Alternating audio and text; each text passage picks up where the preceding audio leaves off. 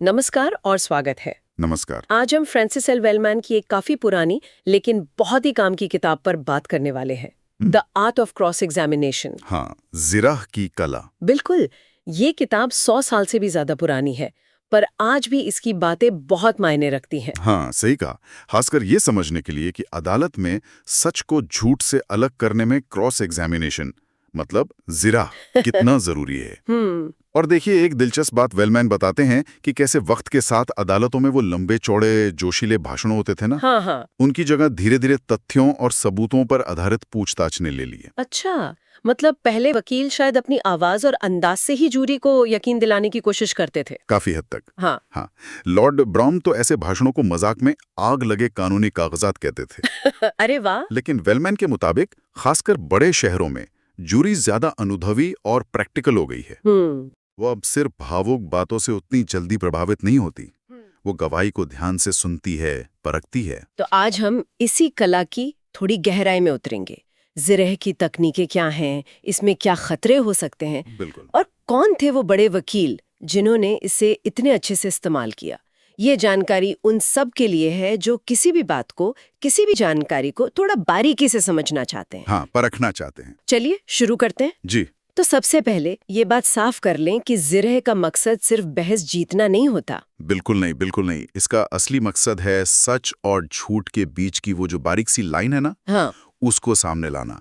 अगर कोई बात बड़ा चढ़ाकर कही गई है तो उसे सही लेवल पर लाना। गवाह जो कह रहा है उसकी असलियत परखना। ये फैक्ट्स की लड़ाई है, इमोशंस की नहीं। और इसे करने का तरीका, मतलब वकील का अंदाज, वो बहुत मायने रखता है।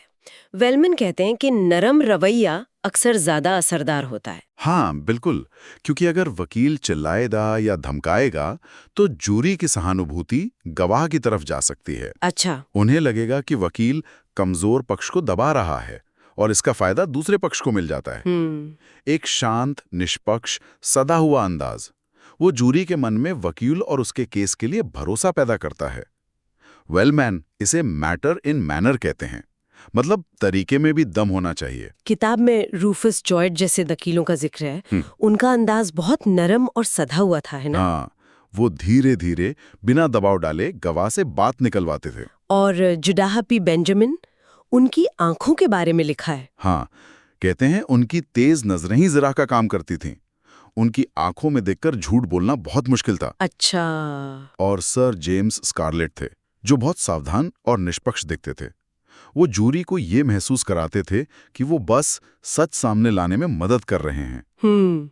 तो देखिए, स्टाइल अलग अलग हो सकती है, लेकिन एक असरदार माहौल बनाना बहुत जरूरी है। सही बात। अब आते हैं गवाहों पर। जिरह का एक बड़ा हिस्सा तो यही समझना होता है कि गवाह गलती कर रहा है या जानबूझकर झूठ बोल रहा है। हाँ, और वेलमैन का मानना है कि अदालतों में जानबूझकर झूठी गवाही, परजुरी जिसे कहते हैं, वो उतनी आम नहीं है। अच्छा। हाँ, जितना लोग सोचते हैं। लेकिन जो ईमानदार गलतियां होती हैं, याददाश्त का धोखा, सुनी सुनाई बातों को देखा हुआ समझ लेना, ये बहुत आम है। लोग अनजाने में घटनाओं को गलत याद रख लेते हैं या फिर अपनी कल्पना से कहानी पूरी कर लेते हैं। तो ऐसे ईमानदार लेकिन कह सकते हैं भ्रमित गवाहों से कैसे निपटा जाए? वेलमैन सलाह देते हैं कि छोटी मोटी भूलों पर ज्यादा अतकना नहीं चाहिए, इससे जूरी बोर हो सकती है। ठीक है। अगर गवाह बहुत बातूनी है तो उसे बोलने दें, अक्सर वो खुद ही अपनी बातों में उलझ जाता है। हाँ, ये तो होता है। या कुछ ऐसा कह जाता है जो आपके काम आ जाए। और डेविड ग्राहम का एक नियम भी है, जिरा में सवाल तभी पूछें जब आपको जवाब पता हो या फिर जवाब से कोई फर्क ना पड़ता हो। अंदाजे पर सवाल दागना खतरनाक हो सकता है। अच्छा, इसका कोई दिलचस्प उदाहरण है किताब में? हाँ, एक केस था मिड्स बनाम कोलंबस एवेन्यू रेल रोड का। एक डॉक्टर ने गवाही दी कि मरीज को ट्रॉमेटिक माइक्रोसिस है। ये क्या होता है? वकील ने बड़े आराम से, नरमी से पूछा, डॉक्टर साहब, क्या इसका मतलब सिर्फ यह है कि मरीज छोटी मोटी बातों को बहुत बड़ा चढ़ाकर बताता है? और डॉक्टर ने हाँ कह दिया। फिर वकील ने धीरे धीरे डॉक्टर से ही कबूलवा लिया कि मरीज के बाकी चोटें तो ठीक हो चुकी थीं। कमाल है। एक और मजेदार किस्सा है। एक मजदूर का केस था रेल रोड कंपनी पर। उसने कहा कि चोट की वजह से वो अपना हाथ कंधे से ऊंचा उठा ही नहीं सकता। अच्छा, फिर? वकील ने पहले तो बड़ी हमदर्दी जताई, फिर कहा, जरा जूरी को दिखाइए आप हाथ कितना ऊंचा उठा सकते हैं। मजदूर ने बड़ी मुश्किल से दर्द दिखाते हुए हाथ कंधे तक उठाया। ठीक है। वकील ने फिर कहा, अब दिखाइए कि हादसे से पहले कितना ऊंचा उठा सकते थे। और मजदूर ने आदतन बिना सोचे फौरन पूरा हाथ सिर के ऊपर उठा दिया। अरे बाप रे। हाँ, पूरी कोर्ट में हंसी छूट गई, केस समझिए वहीं खत्म। ये तो वाकई कमाल का उदाहरण है। लेकिन झूठे गवाह से निपटना तो फिर बहुत मुश्किल होता होगा। हाँ, वो सबसे चुनौतीपूर्ण काम है। वेलमैन कहते हैं कि गवाह शायद ही कभी पूरी तरह झूठ बोलता है। अच्छा। अक्सर सच और झूठ का एक मिश्रण होता है। अच्छा। तो यहाँ सीधे उसकी मेन कहानी पर हमला करना अक्सर बेकार जाता है। बेहतर है कि ऐसे छोटे अप्रासंगिक से लगने वाले सवालों पर फोकस करें जिनके लिए गवाह ने तैयारी ना की हो। सवाल तेजी से पूछें और क्रम बदल बदल कर, ताकि गवाह को सोचने का मौका कम मिले और वो अपनी बुनी कहानी में फंस जाए। जैसे अब्राहम लिंकन ने अपने पहले हत्या के मुकदमे में किया था, वो किस्सा सुना है? बिल्कुल। गवाह ने कसम खाकर कहा था कि उसने चांदनी रात में गोली चलते देखी। हाँ। लिंकन ने धीरे धीरे उससे दूरी, रोशनी ये सब पूछा और फिर आखिर में पंचांग मतलब एल्मनैक पेश कर दिया, जिससे साबित हुआ कि उस रात तो चांद था ही नहीं, अमावास के आसपास की रात थी। गवाह का झूठ पकड़ा गया, मुवक्किल बरी हो गया। वाह। ये दिखाता है कि तैयारी और तथ्यों से झूठे गवाह को भी बेनकाब किया जा सकता है। सही बात है। अब बात करते हैं एक्सपर्ट विटनेस की, मतलब विशेषज्ञ गवाह। आजकल मुकदमों में इनकी भूमिका काफी बढ़ गई है। हाँ, बिल्कुल बढ़ गई है, और ये अपनी चुनौतियां भी लाते हैं। वेलमन लॉर्ड कैम्पबेल का हवाला देते हुए कहते हैं कि विशेषज्ञ अक्सर उस पार्टी की तरफ झुके होते हैं जिसने उन्हें बुलाया है। ये तो होता होगा। इसलिए उनके एक्सपर्टाइज के फील्ड में सीधे उनसे भिड़ना वो लगभग नामुमकिन है और बेकार भी। आप किसी डॉक्टर को डॉक्टरी या इंजीनियर को इंजीनियरिंग सिखाने की कोशिश तो नहीं कर सकते ना अदालत में। तो फिर उनसे कैसे निपटा जाए? क्या तरीका है? तरीका यह है कि उनके ज्ञान का इस्तेमाल अपने पक्ष में किया जाए। उनसे ऐसी बातें या तथ्य निकलवाए जाएं जो आपके केस को सपोर्ट करें। अच्छा। उनसे छोटी मोटी रियायतें मतलब कंसेशंस हासिल करने की कोशिश करें।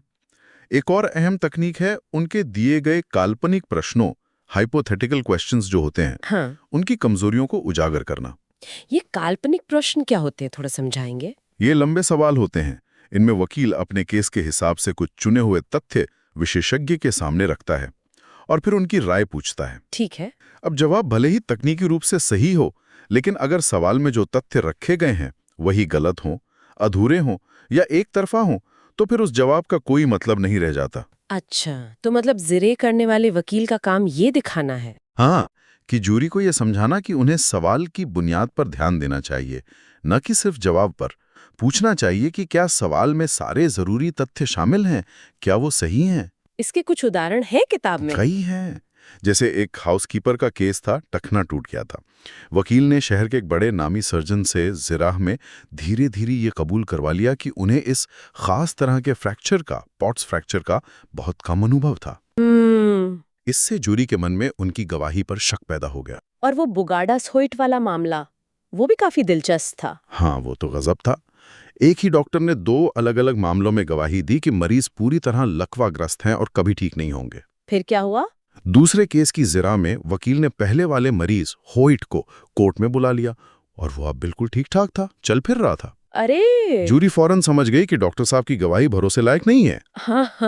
इसी तरह एक वकील ने नकली मेडिकल किताबों के नाम लेकर एक विशेषज्ञ को फंसाया था। विशेषज्ञ ने दावा किया कि उसने वो सारी किताबें पढ़ी हैं जो असल में थी ही नहीं।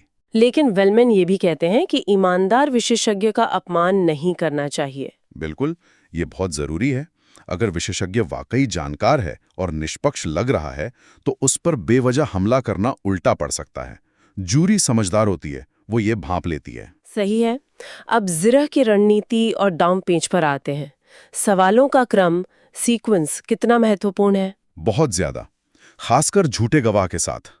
लिंकन का वो कील ठोकने वाला उद्धरण याद है? हाँ, बताइए ना। उन्होंने कहा था, जब मैं किसी आदमी को परखने के लिए तैयार होता हूं तो मैं पहले उसे एक कील ठोकने देता हूं, फिर दूसरी, फिर तीसरी, और फिर मैं उसे उन कीलों से ऐसे बांध देता हूं कि वो हिल भी नहीं सकता।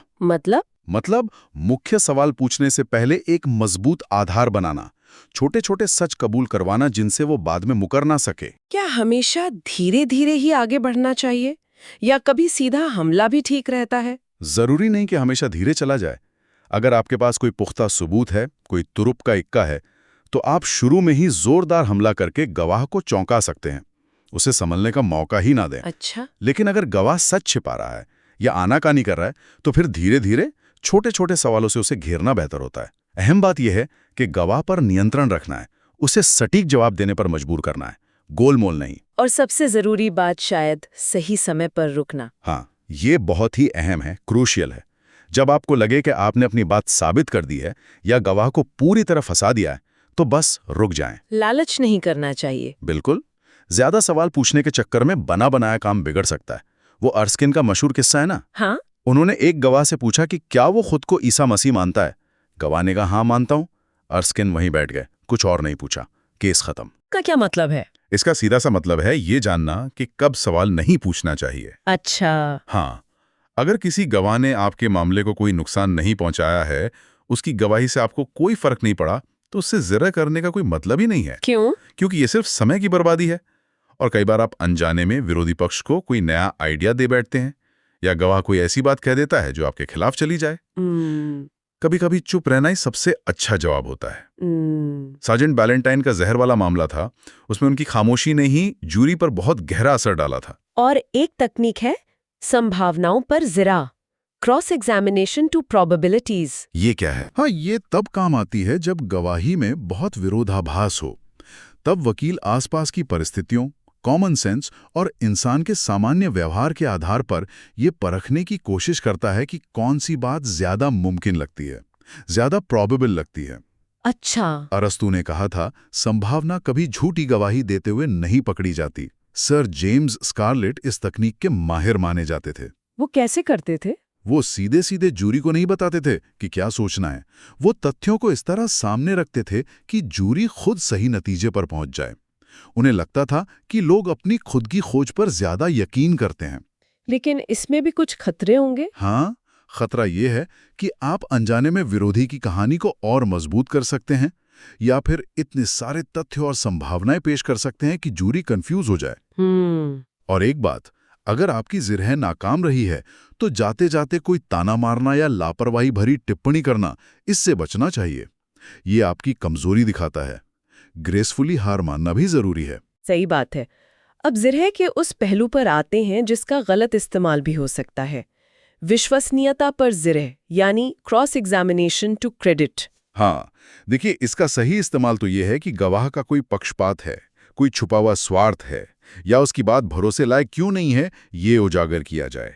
ये बिल्कुल जायज है। लेकिन गलत इस्तेमाल कब होता है? गलत इस्तेमाल तब होता है जब वकील मामले से कोई सीधा ताल्लुक न रखने वाले गवाह के निजी चरित्र पर हमला करता है, उसे धमकाता है या उसकी पुरानी गलतियों को बेवजह उछालता है, सिर्फ उसे नीचा दिखाने के लिए। किताब में फॉरेस्ट तलाक केस और ब्रावो जहर केस जैसे मामलों का जिक्र है, जहां गवाहों, खासकर महिलाओं से उनकी निजी जिंदगी के बारे में बहुत ही आपत्तिजनक सवाल पूछे गए थे। बिल्कुल। वेलमन बताते हैं कि इस पर उस समय काफी बहस हुई थी। लॉर्ड ब्रैम्बल जैसे कुछ लोगों का मानना था कि अगर किसी का अतीत साफ नहीं है, तो उसकी सच्चाई को परखने के लिए ये जानना जरूरी है। लेकिन ज्यादातर लोग इसके खिलाफ थे। हाँ, ज्यादातर लोगों का मानना था कि ये अन्याय है, इससे सच्चाई की खोज में कोई मदद नहीं मिलती, बल्कि जूरी के मन में पूर्वाग्रह पैदा होता है। वेलमैन खुद भी मानते हैं कि गवाह की निजी जिंदगी में बेवजह तांग-झांक करना गलत है, जब तक कि उसका सीधा संबंध मामले से ना हो। और कई बार वकील, खासकर प्रोसिक्यूटर, व्यंग्यात्मक या संकेतात्मक सवाल पूछते हैं, जैसे क्या ये सच नहीं है कि आपने ये पूरी कहानी गढ़ी है? हाँ, ऐसे सवाल बिना सबूत के भी जूरी के मन में शक पैदा करने की कोशिश करते हैं। ये भी एक तरह का दुरुपयोग ही है। अगर किसी गवाह के पिछले रिकॉर्ड का इस्तेमाल करना ही पड़े, तो वेलमैन उसका क्या तरीका बताते हैं? वो कहते हैं कि सीधे हमला करने से बचना चाहिए। पहले अनजान बनकर सवाल पूछें। अगर गवाह झूठ बोलता है, तब सबूत पेश करें कि वो झूठ बोल रहा है। सीधे आरोप लगाने से अक्सर जूरी के सहानुभूति गवाह के साथ हो जाती है। ये चतुराई भरा तरीका है। हाँ। चलिए अब इस कला के कुछ माहिरों की बात करते हैं। सर चार्ल्स रसल का नाम आता है। उनकी क्या खासियत थी? सर चार्ल्स रसेल अपनी दमदार शख्सियत, जबरदस्त तैयारी और बहुत तीखे सटीक सवालों के लिए जाने जाते थे। पिगॉट जालसाजी मामले में उनकी जिरा तो क्लासिक मानी जाती है। उन्होंने एक झूठे गवाह को पूरी तरह तोड़ दिया था। और जोसेफ एच चोएट, वो रसेल से काफी अलग थे। हाँ, बिल्कुल अलग। चोएट का अंदाज बहुत आकर्षक था, मजाकिया था और बहुत सूक्ष्म। वो गवाह को पहले सहज महसूस कराते थे, फिर धीरे धीरे अपने सवालों के जाल में फंसाते थे। बेंजामिन एफ बटलर के बारे में क्या? वो तो काफी आक्रामक माने जाते थे। हाँ, बटलर एकदम विपरीत थे। बेहद आक्रामक, चालाक और कहते हैं गवाहों में उनका खौफ रहता था। वो अपनी तैयारी और तिकड़मों से विशेषज्ञ गवाहों को भी उलझा देते थे। और अब्राहम लिंकन, जिनका हमने पहले भी जिक्र किया? लिंकन का हथियार था तर्क और अकाट्य सबूत। वो भावनाओं पर नहीं, तथ्यों पर जोर देते थे। और sir James Scarlett? Scarlett jury की नब्ज पहचानने में माहिर थे। उनका आत्मविश्वास और निष्पक्ष दिखने का अंदाज उन्हें बहुत सफल बनाता था। तो ये सभी वकील अपनी अपनी शैली में माहिर थे। बिल्कुल, लेकिन सब में एक बात कॉमन थी, गहरी तैयारी और इंसान के मनोविज्ञान की गहरी समझ। तो इस पूरी चर्चा का सार क्या निकलता है? सार यही है कि जिरह ये सच को उजागर करने का एक बहुत शक्तिशाली औजार है, लेकिन ये बहुत मुश्किल भी है और दो धारी तलवार की तरह है। इसमें महारत हासिल करने के लिए तेज दिमाग चाहिए, अनुभव चाहिए, धैर्य चाहिए और इंसान के मन को पढ़ने की कला आनी चाहिए। इसका सही इस्तेमाल न्याय दिला सकता है और गलत इस्तेमाल अन्याय का कारण बन सकता है। और ये बातें सिर्फ वकीलों या अदालत तक ही सीमित नहीं है, मुझे लगता है हम सबके लिए इसमें सीखने को है। हाँ बिल्कुल। वेलमैन की तकनीकों से हम ये सीख सकते हैं कि हमें अपनी रोजमर्रा की जिंदगी में जो भी जानकारी मिलती है उसे कैसे परखना चाहिए। सही कहा। क्या इसमें कोई गलती है? क्या इसे बड़ा चढ़ाकर बताया गया है? जो बता रहा है उसका कोई छिपावा मकसद तो नहीं? बिल्कुल। जानकारी चाहे अखबार से मिले, टीवी से, सोशल मीडिया से या किसी की बातचीत से, उसे सीधे सीधे मान लेने के बजाय सवाल पूछना, उसमें छिपे पूर्वाग्रह को पहचानना और क्या मुमकिन है क्या नहीं इसका अंदाजा लगाना, ये सब बहुत जरूरी है। हाँ, क्रिटिकल थिंकिंग जिसे कहते हैं। और यही आज का विचारोत्तेजक सवाल भी हमारे श्रोताओं के लिए। अच्छा। अदालत के बाहर हमारी रोजमर्रा की जिंदगी में जानकारी की सच्चाई परखने के लिए हम वेलमैन के बताए कौन से सिद्धांत इस्तेमाल कर सकते हैं, खासकर आज के इस दौर में जहां सच और गलत जानकारी के बीच फर्क करना इतना मुश्किल हो गया है। बहुत अच्छा सवाल है, सोचने लायक। इस पर जरूर सोचिएगा। आज के लिए इतना ही। धन्यवाद। धन्यवाद।